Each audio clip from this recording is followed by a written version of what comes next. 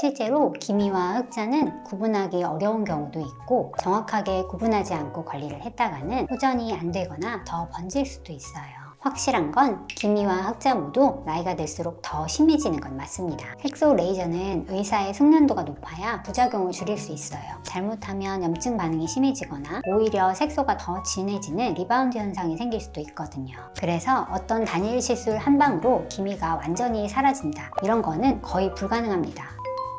핵심이에요.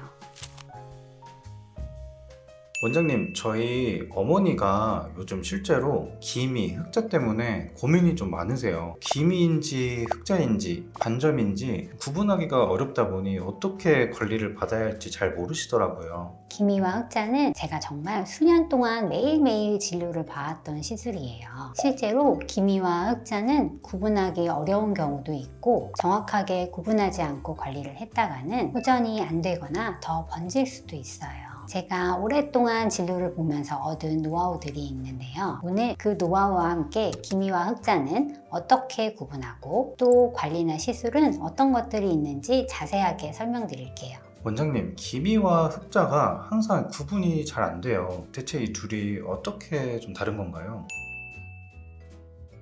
기미라는 건 쉽게 말해 우리 피부 속 진피나 표피에 멜라닌 색소가 퍼져 있는 상태를 말해요. 예를 들어서 흰 모래사장에 검은색 석탄 가루를 뿌려 놓았다고 생각해 보세요. 모래사장 위에 검정 가루가 아주 고르게 퍼져 있는데 선명하게 테두리가 보이지 않아요. 기미는 이렇게 경계가 흐리고 약간 번져 있는 색소 침착을 말합니다. 반면 흑자는 이름 그대로 갈색, 검은색 빛을 띠는 색소가 비교적 뚜렷하게 자리 잡고 있는 거예요. 기미보다 멜라닌이 국소적으로, 즉 덩어리처럼 뚜렷하게 모여 있고 경계가 확실합니다. 예시로는 모래사장 위에 돌멩이가 하나 놓여 있다고 생각하면 돼요.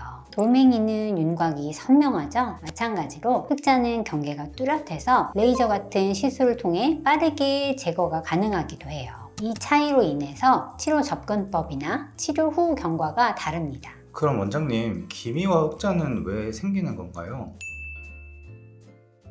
사실 원인은 기미나 흑자 모두 완벽하게 밝혀진 건 아니라고 알려져 있어요. 유전적 영향, 호르몬, 노화, 자외선 노출, 스트레스 등등 다양한 요인이 복합적으로 작용해요. 어떤 분은 햇빛에 오래 노출되는 직업을 가지고 계셔서 생기기도 하고 또 어떤 분은 기미에 가족력이 있어서 비교적 어린 나이에 생기기도 하고요. 확실한 건 기미와 흑자 모두 나이가 들수록 더 심해지는 건 맞습니다. 이렇게 다른 개념이긴 한데 실제로 보면 기미와 흑자가 동시에 혼합되어 있는 분들도 많아요. 그래서 한눈에 이건 기미네요, 혹은 이건 흑자네요, 단정 짓기 어려운 경우가 있어요. 제가 진료하다 보면 겉으론 기미 같은데 속에는 흑자도 섞여 있고 잡티도 있네요 라고 말씀드릴 때가 있거든요. 이런 식으로 복합적으로 색소가 깔려 있는 분들이 많습니다. 그런 분들은 단일 레이저 시술 하나로는 어려울 수도 있고 다양한 접근이 필요하게 되죠. 기미나 흑자 홈케어로 유명한 만원대 크림들로 관리하시는 분들도 많은데 실제로 효과가 있는지 궁금해요. 먼저 만원대 크림이라고 하는 것들, 정확히는 하이드로퀴논이라는 성분을 포함한 연고나 크림을 말씀하시는 경우가 많아요. 도미나 크림, 멜라토닌 크림 등등 약국에서 일반 의약품으로 살 수 있는 것들이 있거든요. 이 하이드로퀴논 성분이 색소가 생성되는 과정을 중간에서 차단해주는 역할을 해요. 그래서 어떤 분들은 이거 바르고 조금 옅어졌다고 느끼실 수도 있어요. 실제로 저도 기미가 살짝 있는 분들한테는 약국에서 파는 도미나 크림 써보세요 라고 권유하기도 해요. 하지만 이게 전부에게 다 통하냐? 절대 아니에요. 병원 처방이 필요한 멜라논 크림처럼 고농도의 하이드로퀴논 제품들은 농도가 높을수록 효과가 빠를 수 있지만 자극이 강해서 바르다가 각질이 벗겨지거나 홍반, 심지어 화학적 화상처럼 자극성 접촉 피부염이 생길 수도 있어요. 그래서 반드시 의사 지시하에 사용해야 합니다. 바를 때도 야간에만 발라야 하고 천천히 양을 늘리면서 테스트해야 돼요. 덧붙여서 이런 연고가 기미에는 어느 정도 효과가 있는 경우를 보지만 흑자에는 거의 효과가 없어요. 흑자는 말 그대로 덩어리라서 표피의 멜라닌을 억제하는 것만으로는 한계가 있거든요. 그러면 고농도 연고를 바르거나 병원을 방문하시는 게 부담되는 분들도 계실 것 같은데 집에서 관리하기 좋은 홈케어 방법은 뭐가 있을까요?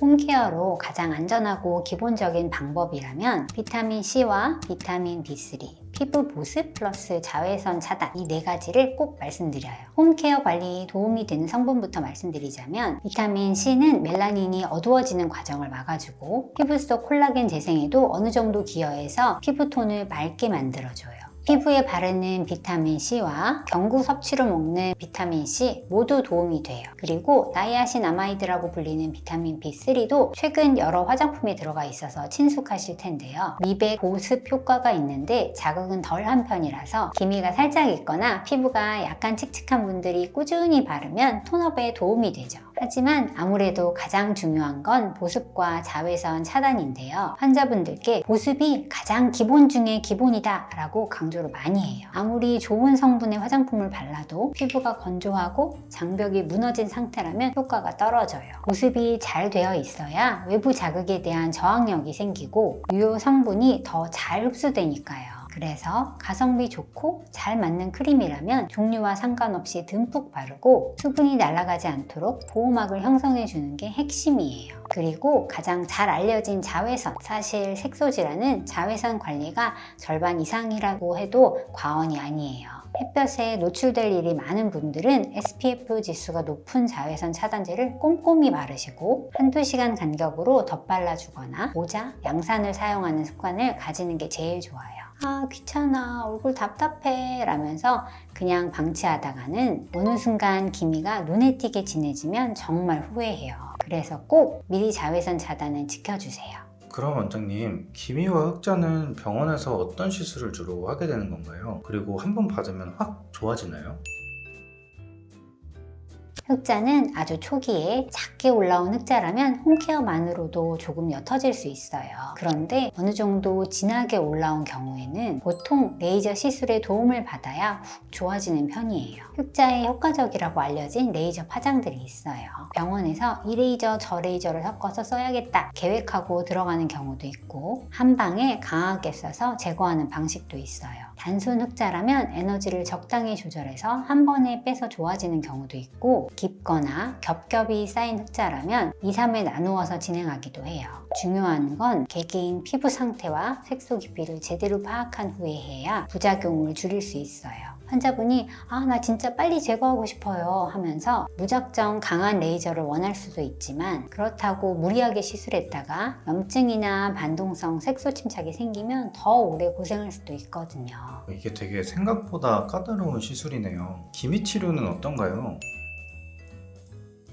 기미 치료는 사실 흑자보다 더 까다로워요. 기미가 워낙 복잡한 문제라 냉정하게 말씀을 드리자면 기미는 완치는 없어요. 솔직하게 설명합니다. 왜냐하면 기미가 표피층에만 있는 게 아니라 진피층 깊숙이 들어가 있는 경우도 많고 혈관의 상태나 염증 반응, 호르몬 영향 등 복합적 요인에 의해 악화, 호전을 반복할 때가 많아요. 그래서 어떤 단일 시술 한 방으로 기미가 완전히 사라진다 이런 거는 거의 불가능합니다. 복합 치료가 핵심이에요. 저출력 레이저를 여러 번 쪼개서 멜라닌 색소를 조금씩 깎아나가는 방식의 레이저 토닝으로 피부 손상을 최소화하면서 기미가 옅어지도록 유도해서 1, 2주 간격으로 일정 횟수, 예를 들면 10회 이상을 받으면서 서서히 개선을 기대해 볼 수도 있고요. 기미뿐만 아니라 잡티나 흑자, 주근깨 등 다른 색소를 한꺼번에 제거할 때 사용하는 레이저도 있어요. 스킨 부스터, 리쥬란, 메조테라피 등등 전반적인 피부 재생과 멜라닌 배출을 촉진시키기 위한 시술들도 합쳐서 진행할 수도 있고요. 기미가 있는 분들은 피부 장벽이 취약하거나 자극에 민감한 경우도 많아서 이러한 재생 치료가 도움이 될 때가 많답니다. 보통 환자분들이 가장 많이 물어보시는 게 몇 번 하면 좋아지나요? 하시는데 사람마다 다르기 때문에 일단 5회에서 10회 정도는 보고 결정하시면 좋을 것 같다라고 말씀드려요. 근데 다른 시술보다 색소 레이저는 조금 더 복잡하고 잘못 맞으면 부작용이 심하다던데 어떤 병원으로 가야 좋을까요? 색소 레이저는 의사의 숙련도가 높아야 부작용을 줄일 수 있어요. 잘못하면 염증 반응이 심해지거나 오히려 색소가 더 진해지는 리바운드 현상이 생길 수도 있거든요. 무엇보다 의사 선생님이 내 피부 상태를 실제로 보고 이건 기미, 이건 흑자, 이건 잡티, 시술은 이렇게 구체적으로 계획해 줄 수 있는 병원인지를 확인하셔야 해요. 실제로 상담 시에 색소 치료 경험이 많은 선생님들은 환자를 보면서 여러 사례를 들어서 구체적으로 설명하시거든요. 예전에는 기미가 워낙 까다로워서 의사들도 골치 아파했는데 요즘은 복합 시술과 전문 관리 프로그램이 잘 갖춰져 있어서 거의 없어진 것처럼 관리가 잘 되는 분들도 많아요. 전문가와 잘 상의하시고 관리 방법도 잘 따라주시면 분명 기대 이상의 결과를 얻을 수 있습니다. 오늘은 기미 흑자 고민으로 스트레스를 받는 분들을 위해 만원대 연고부터 병원 시술까지 색소 관리의 모든 것을 알려드렸는데요. 결국 기미 흑자는 단기간에 한 방으로 해결하기보다는 꾸준히 관리하는 마음이 필요해요. 오늘 안내해드린 연고 사용법과 병원 시술 정보를 참고하셔서 상황에 맞게 적절히 활용해 보시고 도움이 되셨다면 구독, 좋아요, 알림 설정까지 부탁드릴게요. 주변에 기미 흑자로 고민하시는 분들께 이 정보를 공유해 주시면 감사하겠습니다. 이상 어제보다 오늘 더 리즈 시절로 리즈 닥터 강재였습니다. 감사합니다.